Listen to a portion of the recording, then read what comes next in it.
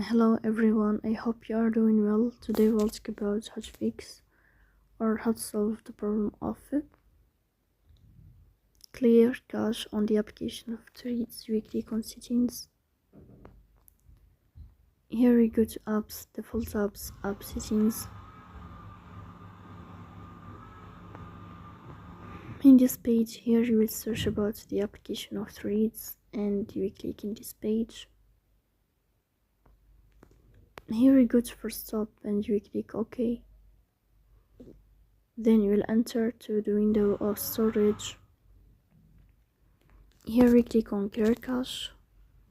Then you will turn off your Wi-Fi and you will turn on your Wi-Fi again to fix that problem. So that's all. Don't forget to support us by like and subscribe. See you next time and thank you for your watching and your attention.